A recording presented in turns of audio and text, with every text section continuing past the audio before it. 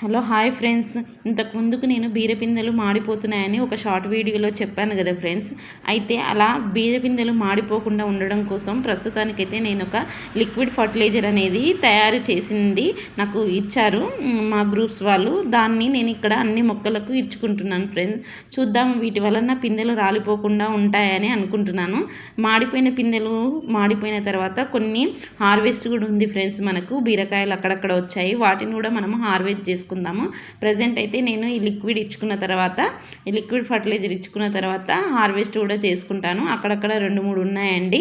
చూడండి, ఇక్కడ ఇది నాటు బీర అండి, ఇది నాటు బీర. అలా 2-3 ఉన్నాయి, వాటిని కూడా హార్వెస్ట్ చేసుకుందామని అనుకుంటున్నాను. ప్రజెంట్ అయితే ఇంకా అన్ని పూత పిందెలతో ఉన్నాయి కాయలన్నీ, చిక్కుడు కానీ బీర కానీ సోర కానీ. ఇప్పుడు ప్రస్తుతానికి బీర అక్కడక్కడ కాసాయి కాబట్టి ఒక 2-3 వచ్చేసాయి, వాటిని హార్వెస్ట్ చేసుకుందామని చేసుకుంటున్నాను ఫ్రెండ్స్. ఈ క్రీపర్ వెరైటీ మొక్కలు చాలా ఏపుగా పోతున్నాయి, కానీ ఖాతా పూత విషయానికి వచ్చే వరకు పిందెలు మాడిపోవడం అలా జరుగుతున్నాయి ఫ్రెండ్స్. అందుకే లిక్విడ్ ఫర్టిలైజర్ అనేది ఇచ్చుకున్నాను.